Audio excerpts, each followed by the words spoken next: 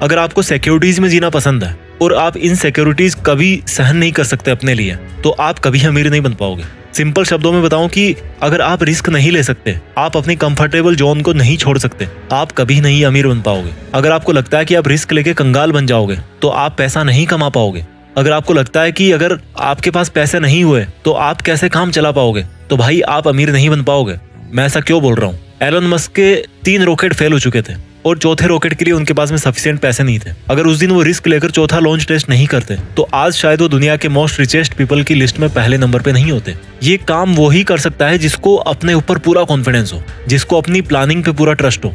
अगर आप रिस्क नहीं ले सकते, तो यही बात निकल के आती है कि आपको अपने ऊपर में कॉन्फिडेंस नहीं है, आपका सेल्फ कॉन्फिडेंस 0 है, आपके पास कोई सॉलिड प्लानिंग ही नहीं है। रिस्क का मतलब ये नहीं है कि आपने बिना सोचे समझे कोई भी स्टेप उठा लिया और उसको छोड़ दिया हनुमान जी के भरोसे कि भाई जो होगा बजरंगबली के भरोसे होगा, बजरंगबली करेंगे। नहीं, रिस्क का मतलब है कि तभी रिस्क लो जब आपको लगता है कि आपकी जो प्लानिंग है ना, वो लॉजिकली मीनिंगफुल है, इसमें कुछ बात बन सकती है, आपको अपने आप पर पूरा कॉन्फिडेंस हो और आप उस रिस्क की वजह से अगर आपको नुकसान होता भी है तो उसको आप बर्दाश्त कर सको। बस इतना काफी है रिस्क लेने के लिए।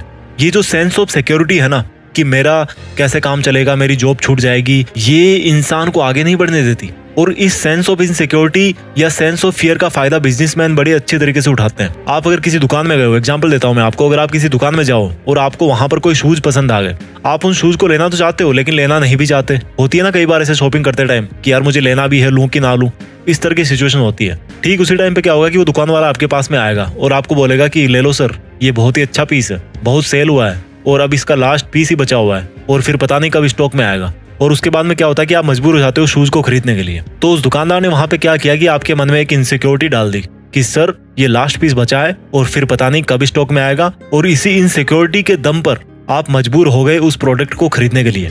भले ही उस दुकानदार के पास में वैसे 50 प्रोडक्ट बचे हों और भले ही पहला पीस आपने शॉप किया हो, और हो सकता है वो यही सेम डायलॉग बोल बोल के उन 50 पीस को सेल भी कर दे कि ले लो सर लास्ट पीस बचा है। तो ये जो इनसिक्योरिटीज है ना, ये बहुत बड़ा रोल प्ले करती है। आपको इन सिक्योरिटीज को यूज करना सीखना पड़ेगा। इस दुनिया में सिक्योर कोई भी नहीं है यार। ये हमारे मन की भ्रांति है कि हम इतना पैसा कमा रहे हैं तो हम सेफ हैं। हो सकता है आप आज 1 लाख रुपए कमा रहे हो महीने के और अपने आप को सिक्योर फील कर रहे होंगे, लेकिन भगवान ना चाहे अगर आपको कोई ऐसी बीमारी हो गई जिसमें 40 लाख रुपए की जरूरत है और आपके पास में इतने पैसे नहीं है, तो आप कहाँ से लाओगे यार इतने पैसे? कहाँ पे आप सिक्योर हुए? सेफ कोई भी नहीं है इस दुनिया में। रोड पर पैदल चलने वाला गरीब इंसान भी इतने रिस्क पे है जितना एरोप्लेन में ट्रेवल करने वाला अमीर इंसान है। तो ये तीसरी हैबिट थी कि कैसे रिस्क नहीं लेना आपको अमीर नहीं बनने देता। अब बात करते हैं चौथी उस गलत हैबिट की जो आपको अमीर नहीं बनने दे रही।